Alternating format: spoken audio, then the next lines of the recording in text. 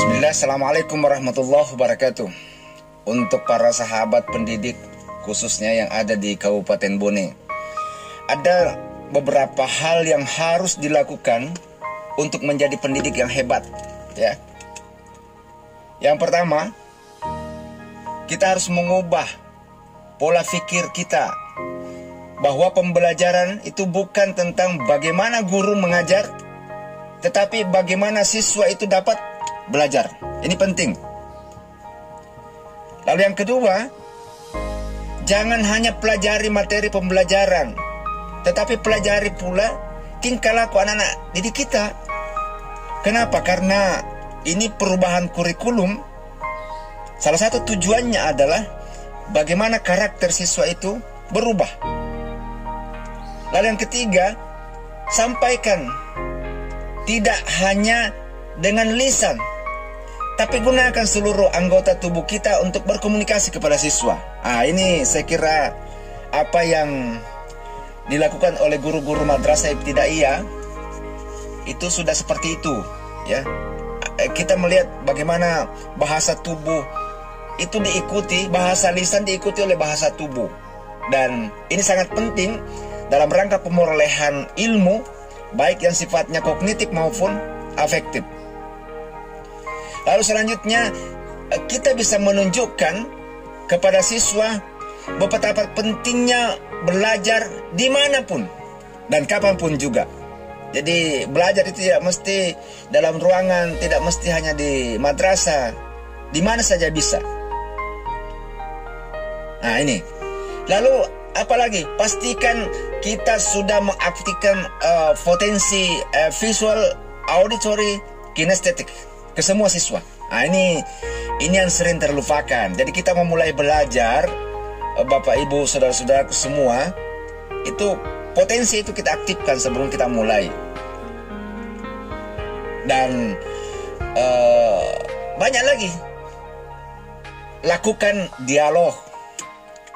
Guru yang hebat itu bukan guru yang monolog. Sekarang ini harus dialog. Jadi menumbuhkan potensi kognitif yang ada dalam memori siswa itu harus dengan cara dialog, ya. Tidak lagi hanya guru yang berbicara dan seterusnya. Bahkan kita bisa mengajukan pertanyaan yang tepat kepada siswa, atau bisa menularkan emosi positif dan sikap optimis di depan siswa. Kita harus bicara yang positif, yang positif, yang positif. Jangan bicara yang pesimis. Jangan bicara yang meragukan, ya. Jadi kita harus menularkan sesuatu yang positif.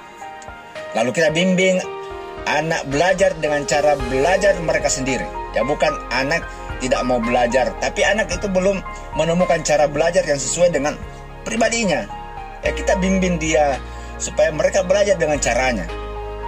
Banyak hal, saya kira ini guru-guru yang hebat. Saya meyakini saudara-saudara saya, para sahabat, teman-teman guru yang ada di Bone ini bisa menampilkan hal yang menarik yang lain dalam bentuk inovasi pembelajaran yang mutakhir yang kita miliki. Sekarang ini media yang luar biasa, bisa tembus ke kamar kita, kemanapun kita berada. Kita bisa belajar memilah-milah yang mana yang positif, yang cocok dengan karakter lokal yang ada di Bone ini. Jadi tidak hanya dalam pakaian saja, tetapi kita bisa menampilkan kepribadian yang menarik. Seorang guru harus memberi contoh, ya. Karena sesungguhnya pemerolehan karakter itu bisa diperoleh dengan cepat ketika guru yang memberikan contoh, ya. Kita yang menyajikan, tapi kita juga yang memberikan contoh. Saya sangat optimis karakter anak-anak kita bisa terwujud, terlihat 10 tahun ke depan, dan itu buah dari hasil pembelajaran yang kita tanam pada hari ini.